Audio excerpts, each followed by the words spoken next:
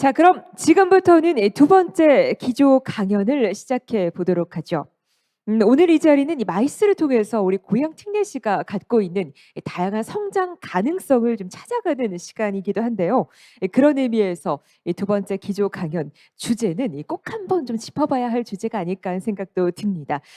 도시의 미래 성장 전략, 가치 중심의 마케팅이라는 주제로 준비를 해주셨는데요. 장클로드 라레시 인시아드 마케팅 석좌 교수님께서 기다리고 계십니다. 오늘은 온라인을 통해서 소개해 드리겠습니다. 지금부터 함께 만나보시죠.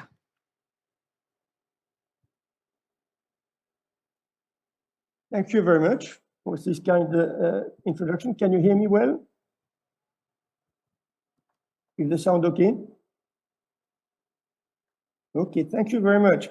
Well, it's a great pleasure to be connected with you in Goyang. I'm only sorry I could not make it physically. I've been coming to Korea a few times. I've always been pleased with my visits to Korea, but unfortunately I could never make it to Goyang. But I hope this will happen one of these days. So it's a great pleasure to be here with you on this very important subject of value-oriented marketing. As you know, today city marketing has become very important, and there are a number of city rankings, many city rankings. Here is just a selection that you can find in Wikipedia. And you can see that cities are ranked differently by different institutions or consulting companies. There's one that some of you have discussed already, which is the Destination Sustainability Movement ranking.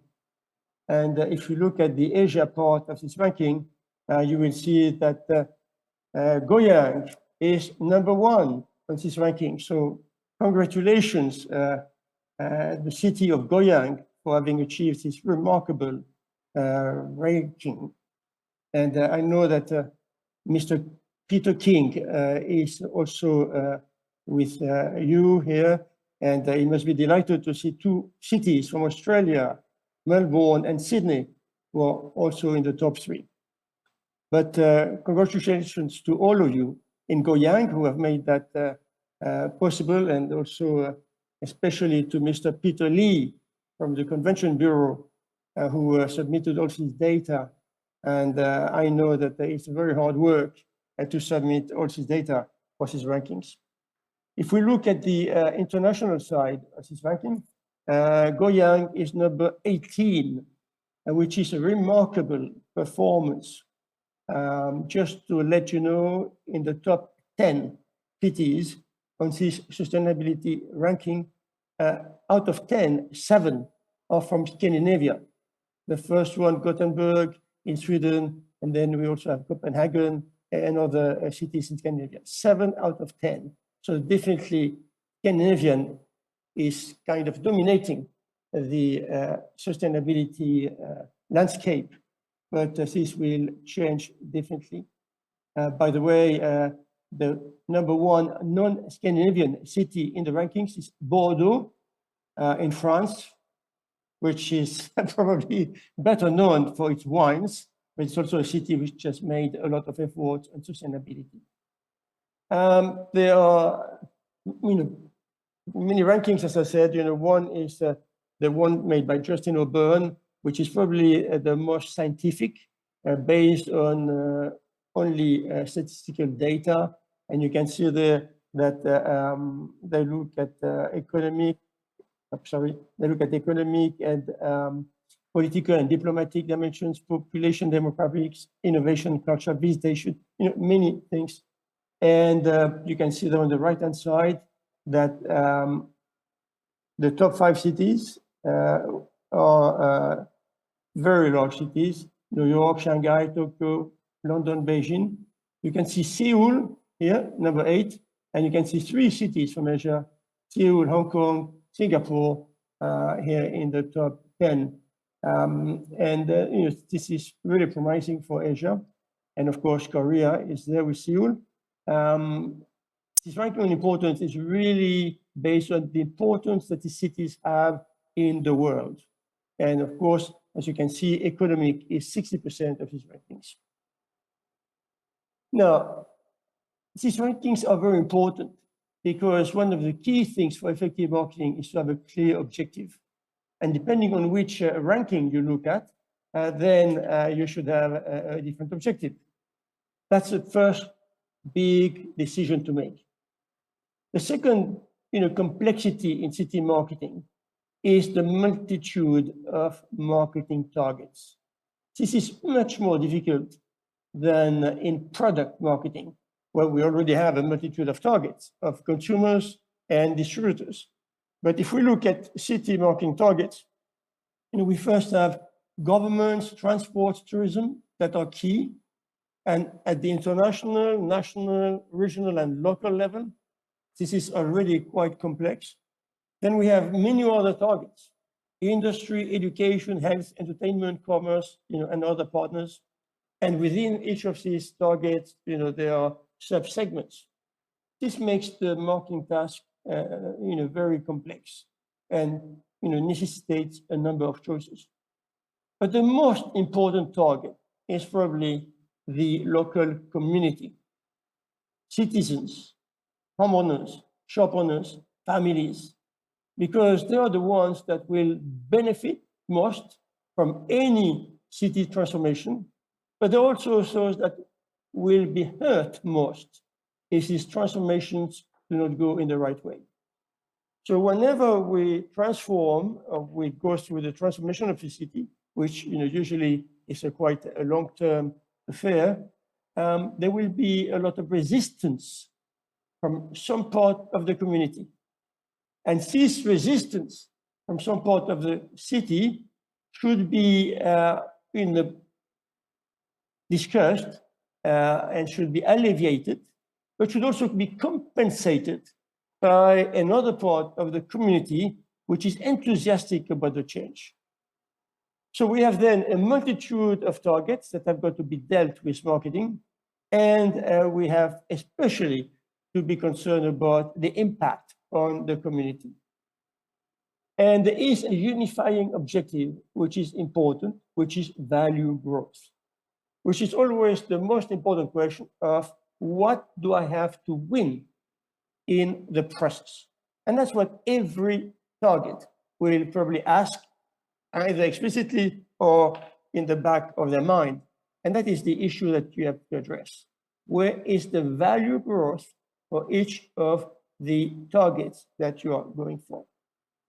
And value is a very complex concept. It's not only money, as we will see, obviously. Of course, money and financials are very important part of value, but there are many, many other aspects of value. But there are two sides. Value creation. That means you've got to create value, but then as a city, you've got to capture part of that value. I mean, you don't create that value just because you are very generous and you want everybody to benefit. You create value also because you want the city to benefit. So value creation is measured as perceived by customers, which is, a difficult concept to master. And of course, you cannot understand the value for customers unless you measure it and unless you, discuss with them, with each of these targets. And one key measure of value is what we call the WTP, is the willingness to pay. How much are customers ready to pay for a given product or service? For instance, how much are tourists ready to pay for a hotel room? And as you know well, tourists are in different segments, but definitely they are willing to pay a higher price for a hotel room in some cities than in other cities. And it's the same thing for investors. They're ready to pay a higher price to invest in a certain city than to invest in another city. So one objective of a city is to create value as perceived by the customers in these different target groups. So this has been the subject of a book which I have published a long time ago, now 2008, but which is still very current, and has been translated in Korean. The other side is value capture. Value capture is obtained by the city.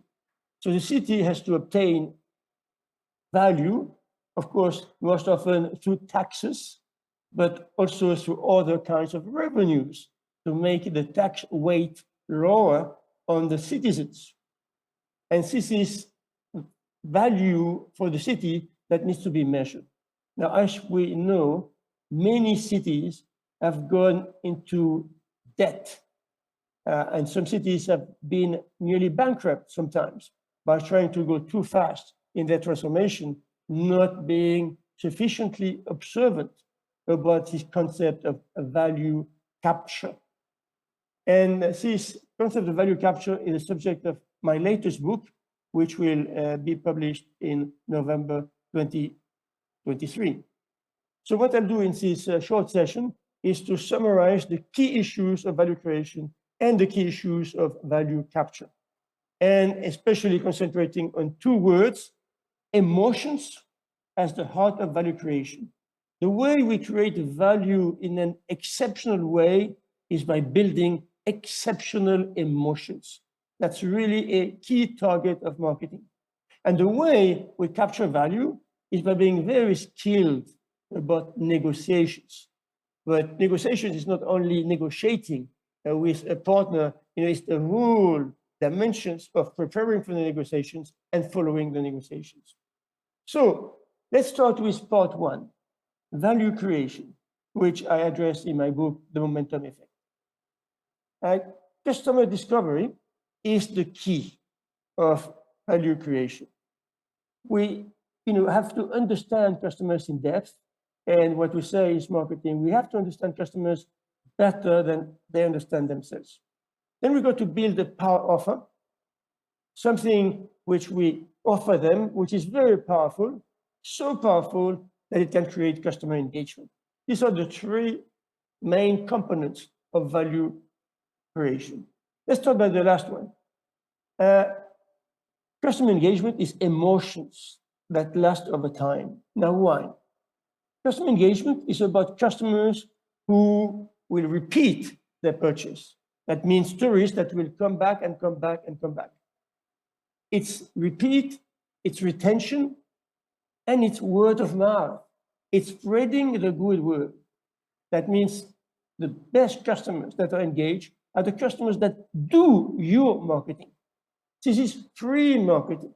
And we can see it especially in the modern companies that are internet-based, the Amazon of this world, and so on, that this customer engagement is really a key part of the strategy, and it's really based on emotions.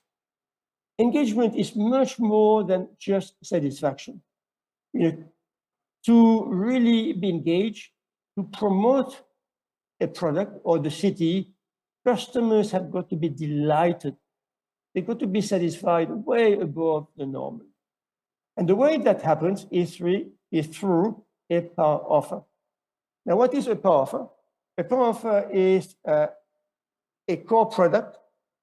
And it can go, of course, as you know, from food product, cosmetics, automobiles, and then cities and countries. This is the core product. But the emotions come from the plus, plus, plus. If you take a food product, it's very much like the food product of its competitors. What makes the difference is the emotions inside. Trust, prestige, belonging, assurance, all the things that are here. And this is limitless. The number of emotions you can create is just limitless. Now, when we come to a city, the core product is a location. And you have your location, and you are not going to change your location. And you have a space available, and you can try to extend sometime the space available. You will see the example with Singapore, which extended its space, but this is a more difficult issue. So you have a core product, and then you've got to create emotions inside.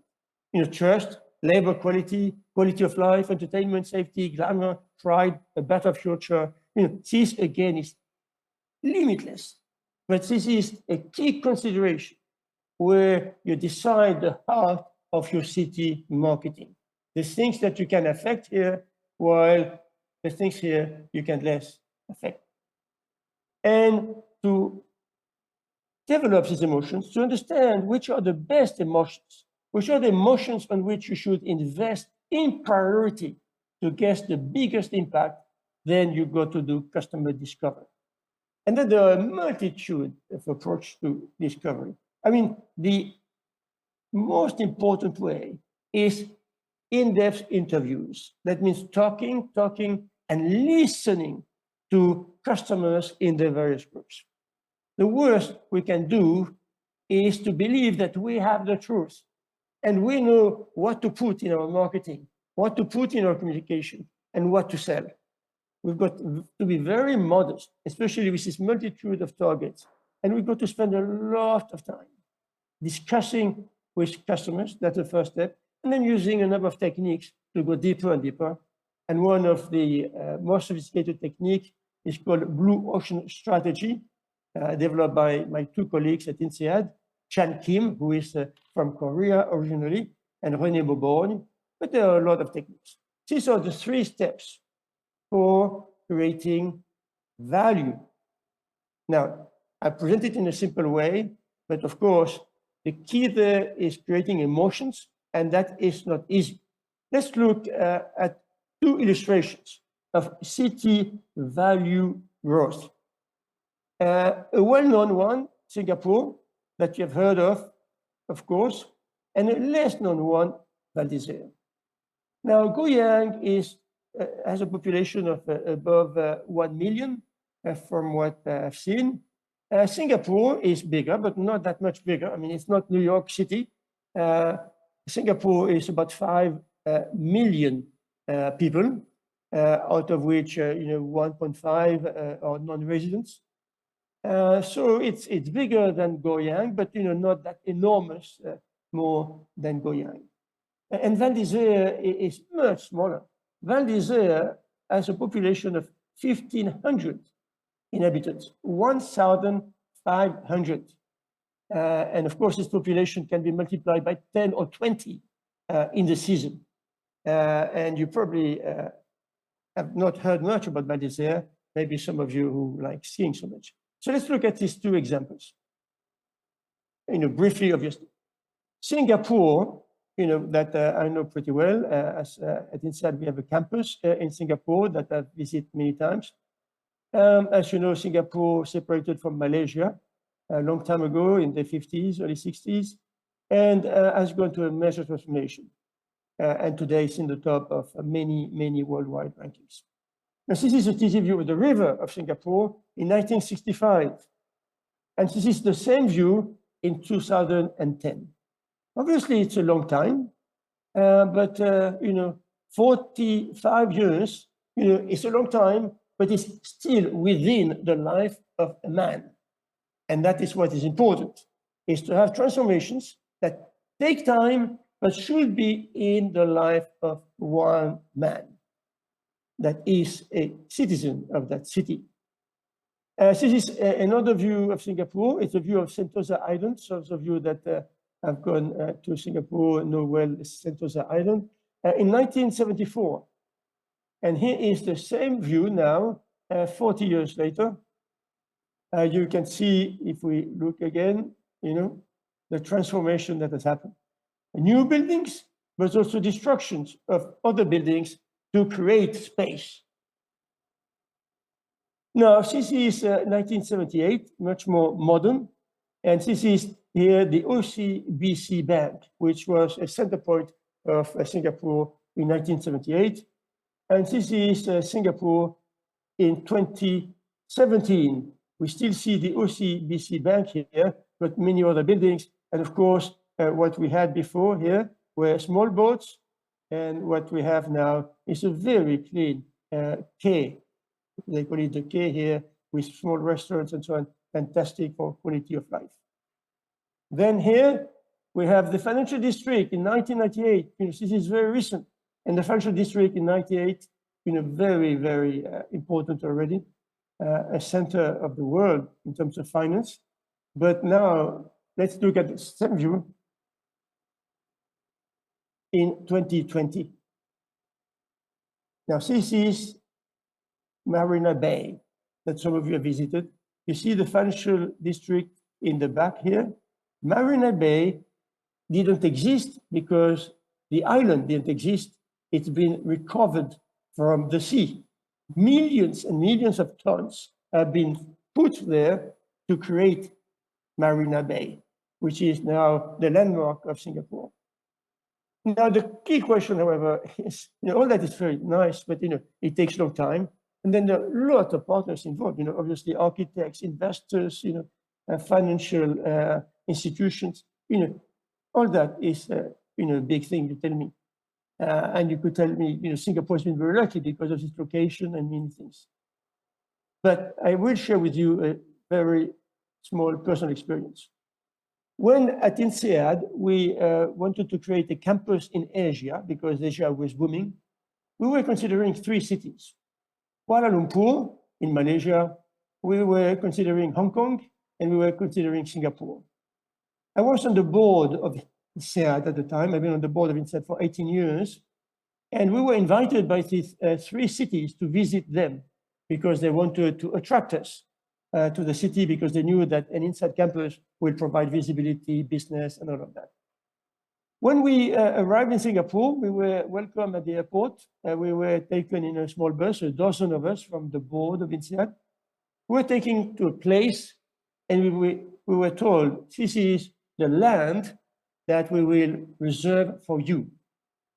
Now, this land was a set of old army barracks, old army barracks falling down with a fence in barbed wire. We got there with a small road. We looked at each other and we said, how is it possible?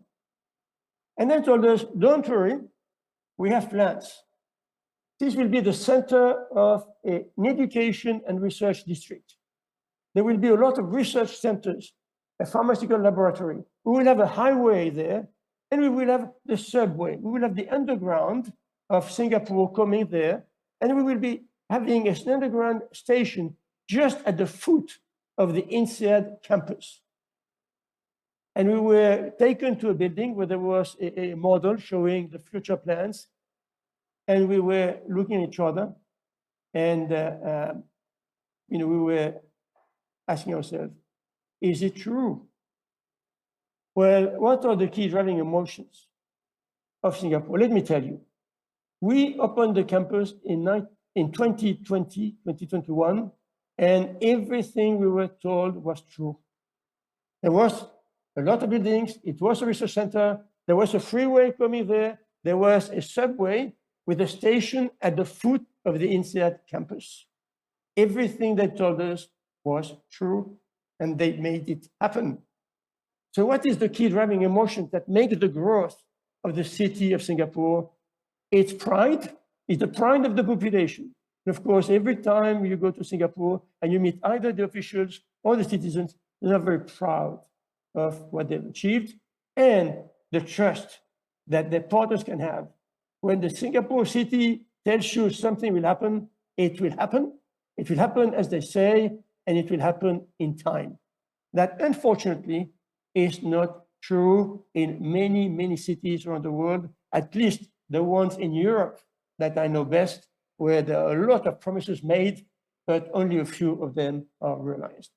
Now, when you look at these key emotions of pride and trust, and when you look at the history of Singapore and what people say about the market of Singapore, you will not see that very often.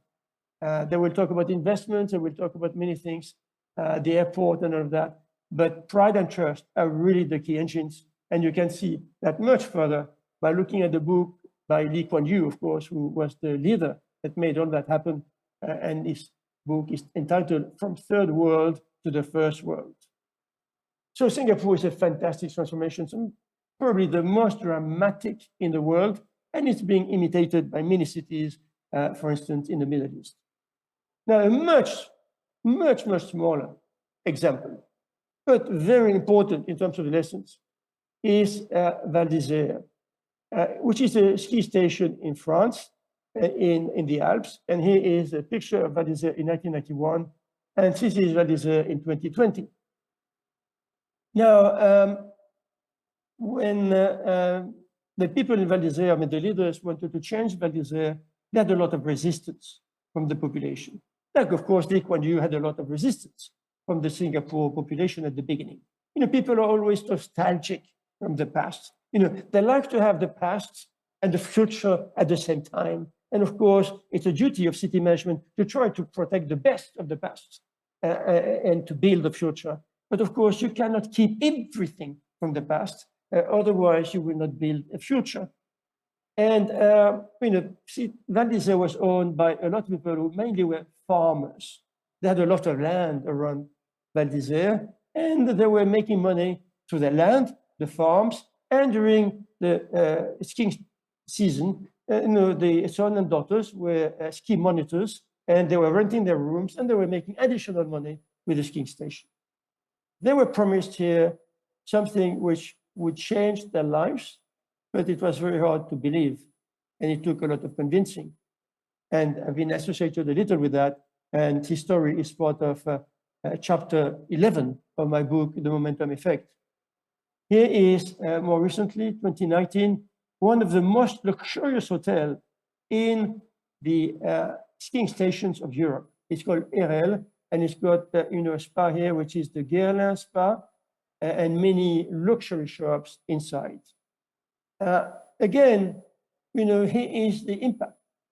Val d'Isère is very small, but it's the most expensive ski resort in Europe, according to Savills, which is a big real estate international company. Now, you know, this is quite a big achievement. That means if you want to buy an apartment somewhere in Europe, well, the most expensive place will be now Val d'Isère. Now, it's not the only one. There are a lot of others expensive, but Val d'Isère has been noted as the most expensive. If you want to book a hotel room, it's, you know, Val d'Isère has got the most expensive hotel rooms. And of course, this has created a lot of value. But it's not only about money.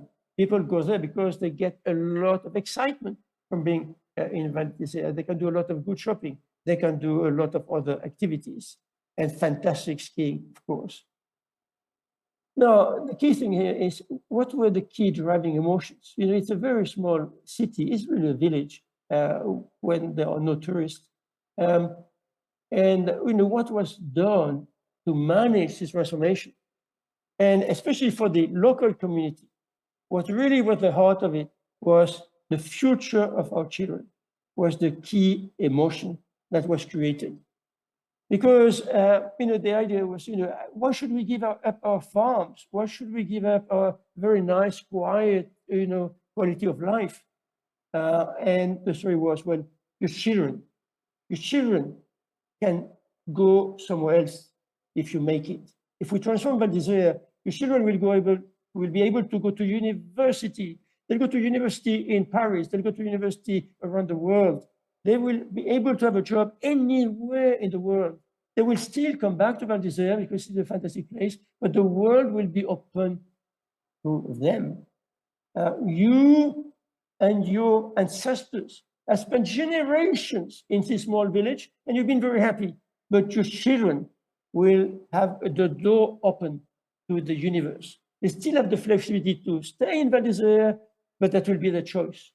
And this is really the great emotion that created the turnaround of Val d'Isère. Now, let's look at the second part after value creation is value capture. And you can see that in the examples of Singapore and Val d'Isère, value capture has been key. These two cities have not only created value for the different segments or targets, external or internal. You know, the community is very happy. The community has obtained a lot of value, not only in money, yes, but also in lifestyle and a lot of other things, quality of health, quality of education, you know, many other things. But the other international partners have had a lot of value. Investors, you know, have been very happy in Singapore, and you know, tourists also have been very happy in Val d'Isère. And of course, as I said, Singapore has 1.5 million non-residents, and that's because they're happy in this city. Now, Value capture, in my latest book, I talk about the third sales transformation. Because sales is part of marketing, but it is really a section of marketing. And why I call it the third sales transformation is because the first sales transformation was to have salespeople understand the clients much better. The second is to have sales aligned with marketing much better. And the third, which is the current one, is to have sales aligned with strategy, which is to develop value. In the past, sales has been create revenues. Now, more and more sales have got to be about creating value for the city, that means capturing value. And I've identified 9 key competencies for city value capture or for corporate value in general. 3 of these competencies have got to be mastered. One is client alignment, understanding client needs very well. The second one is marketing alignment. Sales, people who sell and negotiate, have got to be aligned with marketing. Unfortunately, too often marketing says something and salespeople, have to confront another situation. So definitely, sales and marketing have got to be aligned. If I take the army comparison, marketing for me is like the Air Force. Marketing is preparing the ground, but it is it's the infantry that is gaining the ground. So the Air Force is marketing, and the sales force is infantry. You will capture value by negotiating with all kinds of partners, including in the community, but also internationally. And the third key competency is city value drivers. And this is more difficult to understand. There are 3 drivers that create value. One is profitability, short term, the most visible part of value. But then you need to have market share, which determines the power of the city in the medium term. And this can be replaced by rankings if you want for the city, but you can look at the market shares, what part of the tourists that, for instance, Goyang is receiving from Korea or from Asia, European tourists, American tourists, and so on. And then customer satisfaction is the key in the long-term creation of value. And this is essential to measure customer satisfaction of all the segments and to make sure that we have a strategy to improve this customer satisfaction. Then we need to comprehend the complexity of multiple objectives, not only selling revenues, but also its objectives of value. Having a leadership attitude, which is short-term, medium-term, long-term, not just selling for the short term, and aiming at customer satisfaction.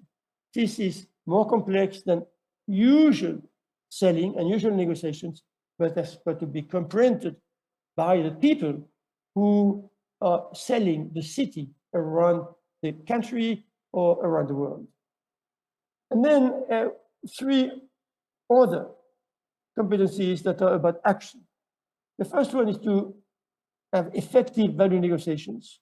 And negotiations is not something that you just do by chance. I mean, people need to be well trained for effective negotiations. Second, we need to closure, to create value. I mean, that's a key end of the negotiation, is creating value through closure. Here is a very small graph showing, in brief what can happen. This is the easy way to negotiate with partners. Just give things away. I mean, you give money, you attract people, but you can destroy value, and you can create a deficit for the city, and you can create high debt for the city. So one has got to be careful not to fall into that box of easy negotiations. So then you have safe negotiations, and then you have risky negotiations, where you take a lot of risk, by pushing your partners a little further. And you've got to avoid not falling to the cliff where you get no deal. But the key thing here is aiming at that, the highest potential city value. Finally, the 9th competency for me is to develop this eagerness to win and to learn. We cannot plan for everything. This is invisible power, is the power to win, and the desire to win, and the desire to learn, knowing that we will make mistakes, but we will learn from our mistakes, and we will be better because of the mistakes we make, of course, trying to make as few mistakes as possible. Now, this is something that most people don't understand, and very often people call that luck. You know, many people say Val d'Isère was lucky, Singapore was lucky. When you know what happens behind the scenes, you know it was a lot of effort.